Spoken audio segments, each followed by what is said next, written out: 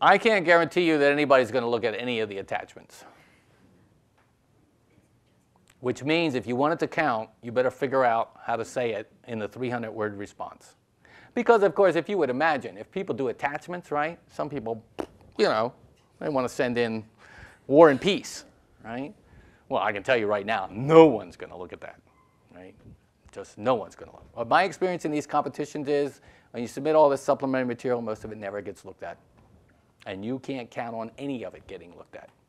And even if it was looked at, you can't guarantee how it's going to be factored in, right? Because obviously, you know, this takes us back to things like the size of your organization, how much of this stuff you routinely generate, right? Some people can come in with all kinds of nice glitzy reports and all that stuff. But this isn't about your public relations. This competition is not about all that stuff. You should actually be able to say in 300 words what you need to say to get across your message about what's happening in your organization. We don't need a photo. How does a photo help? A photo is not helping, you know, a photo is not going to help a judge reach it. You know, if we went down that path, right, then we're into a competition about how you design it, how you put it together, you know, whether you got the right camera angles, you know, whatever, right? It's not about any of those things, right? If you look at what the questions are about, it's really about the processes, the inputs, the outcomes, how your board actually operates in a day in and day out kind of way, how it interacts with the charity itself, how it leads the organization in conjunction with the senior leadership, how it relates to the senior leadership, how it learns in a continuous kind of way, and how it stimulates the entire organization to continuously learn and improve. So, you know, unless you're doing full-blown video submissions, which once again, nobody's going to look at any of that stuff. It's just not going to happen. I can tell you that in some competitions, people who have not used their full allotment of words have scored exceptionally well and outscored many, many, many others. But I can tell you in the really stiff competitions that I've been in, people use every single word they have. Yeah, so the diagrams and tables are okay, but they have to be labeled, of course, and the labels count. Right, because once again, otherwise you just make a chock full of all kinds of diagrams, right? And we don't count any of those words. No, all those words count. In the same way, like if you have a table and you have numbers in the table, right? Well, each of those numbers has got to count too, because that's basically replacing a word, right? Still counts as a word, so you just could use and, right? That's still a word, right? Sure. That's not punctuation. That just substitutes for the word A and D. So you just as good write A and D. No Chinese characters either, you know, that embody in one 15 words or whatever, right? Okay, just to be sure. That's a judgment call on your part in terms of what you think is a good, sound, effective response to the question. So if you think about it in terms of some of these questions, if you've been working at this for 5 years, you might want to tell the judges that, right? That this is not a new thing in our organization. We've in fact been doing this, you know, for X number of years, right? On the other hand, you can't just presume that because you say you've been doing it, let's say you say we've been doing this for 10 years. You can't think in your mind that somehow that's a substitute for actually describing the impact it's actually made. Because you could be doing something for 10 years and it's had no impact at all. But it just has become sort of routine and it doesn't change any behaviors and nobody does anything about it, right? So that's a strategy decision you have to get into internally when you think about how to most effectively use your 300 words to respond to the question that's being asked. And I can tell you, having read lots of these over the years, you'd be surprised how off point some responses are. You're thinking to yourself, what were they thinking when they wrote this? Because it doesn't really address explicitly what the question is asking. It sort of dances all around it with every echoing. Now, maybe it's because they aren't really doing anything that question's actually asking. Which, I mean, you still have to have a 300-word response, so you do end up talking about everything but what the real focus of the question is, right? But in some cases, it's just because somehow they went awry when they, when they did this process. The judges themselves recognize this fact, that there's genuine disagreement within the sector about what effective procedures are. So even at the level, let's say, of board governance or board learning or board training, it's everything from going to workshops to bringing in a coach to just having regular board discussions about these matters. What I mean by evidence lacking is that the research side, this is sort of the research part of me, the research part of this is we can't really say right now which of these is most effective. All right? So the point is that when the judges take this under deliberation, they're not going to be biased that if you have a particular process you use, because I as a judge happen to like that process, right? I can't fall into the trap of saying, and this is my job as a facilitator, of saying, oh, well, that's the preferred method.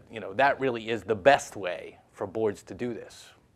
This is a recognition that we're into an arena many times where the research is early yet, where a lot of the research is very messy, where a lot of the research is not very good, and where much of it is not generalizable to the point where you'd feel comfortable sort of uniformly making it a principle across the varied kind of charities that we have in this competition. So part of my role as a facilitator always is to provide points of information for the judges about some of these sorts of things, or reminders about these kinds of things. And that's to just recognize that you're describing what your charity does in this competition. And then it's not about a judge's preference about some alternative form that some of the charities are using and report that they're using in the group of 8, and others are using other approaches. But they are going to be interested in you describing about what you do, how you do it, the difference it's making, all those sorts of things. So this is a reminder that the judges are already aware of this fact, and my job is to just ensure that we're in the room together, and when we're deliberating across that entire day and they're making the final decisions, that we just constantly remind ourselves of these sorts of things, that we're trying to make the process as much as possible, as unbiased as possible, and to give everyone an equitable opportunity to compete for this award, keeping in mind the diversity of the sector. Because even in your charities in this room, you're addressing many different issues and many different kinds of arenas. And so how do you weigh those differences? Well, the best thing to do is you have to take account of the fact that some of the challenges are different.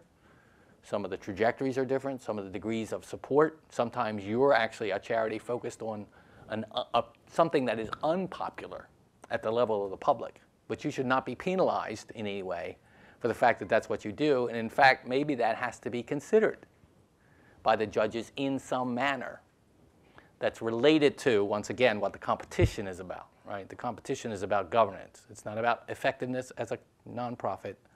It's not about impact as a nonprofit. It's really just about governance. So it may not even apply in some instances. Yeah, I mean, obviously this is helpful if you've already had this process underway before the questions actually came out, right?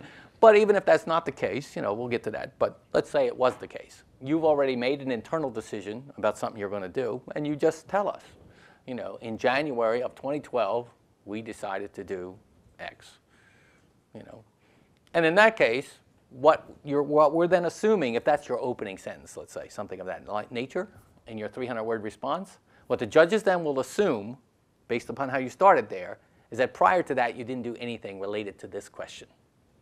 Right? That would be the working assumption then in the judge's mind when they read your response. And if that is in fact the case, then that's where you begin. If you had a prior effort that you're now replacing with a new effort, then you want to probably tell the judges that. Right? So you have a brief description about what happened before, and now you're moving on to this new process, which is not kicking in till the fall, but that's perfectly okay, right? Because what the judges are trying to understand about your organization is, in relation to this question, what's happening in your charity in relation to this question. So you can talk about the past to the degree you have a past to talk about, And in other cases, you can talk about the future.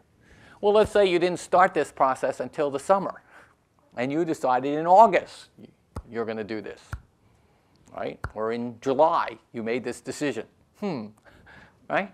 You just have to tell what's the truth of the matter. And remember, you're going to come to a face-to-face interview. I'm sure if that's the case in your application, one of the questions they're going to ask is, why did you start this process in July? Why did you start this conversation? Well, if the truth is, when we saw this question, we really thought about this for the first time, then you just say that, right? You just say that's the deal. I mean, after all, if you back it up to the Charity Council, and why is there an awards competition to begin with? It's to change behaviors. Why is there a code of corporate governance? It's to change behaviors. So when the new code comes out, people started doing things they didn't do before. These questions drive behaviors. And when people see the questions, they think, you know, we've never really thought about that before at our board level. Maybe we need to start doing something about that, right? Surveys, they shape behaviors. So there's a relationship between these two things. And if that's the deal, you just tell the judges. We never really considered this before. We saw that question. We thought, you know, we really should be doing something about that. Our board now has taken that up at its meeting, and this is what we're now planning to do. Or we're still in a conversation. We don't yet know what we're going to do, but we know this is an issue, right?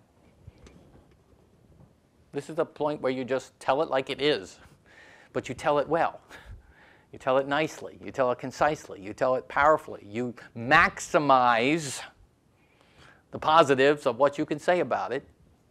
But sometimes maximizing the positive is also briefly describing a really hard lesson you learned from it, right? Where you implement this thing and you suddenly found yourself in a totally different place than you thought you were. Well, that's an example of learning. So sometimes you have to go backwards to go forwards. Well, then you just describe that as part of your 300-word response. If it's all sunny and roses, all judges get a little jaded, right? If everything that happens in your organization is just always just, you know, I mean, that's not the world we all live in, right? So sometimes you have to say, following a mistake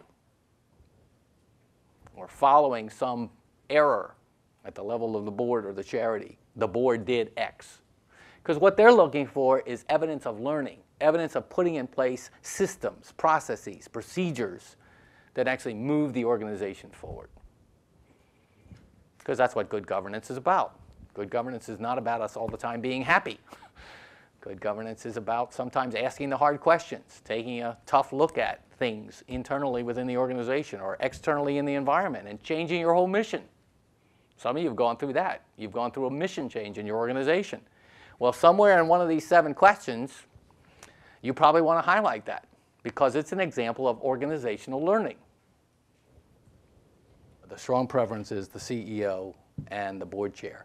But there's going to be situations, obviously, where for one reason or another, one of those 2 people may not be able to come, right? So we'll have a process identified about, you know, what happens in terms of who you bring if that's the situation. But no, you can't bring your whole board. You know, I can tell you that for sure. You know, this is not going to be a deal where there's power in numbers or whatever. They're really interested in talking to 2 people for most, and you would imagine why that would be the case, right? Your board chair and your CEO. Why they'd want to have the 2 of them in the room at the same time. Because you're trying to even get a feel for, this is back to the intangibles. You're trying to get a feel for, you know, the board chair says something and there's sort of this, you know, look on the part of the CEO, right? It's all those sort of intangible sorts of things. Because at the end of the day, everybody knows that partly the effective governance of an organization is about what the nature of the rapport is between those 2, right?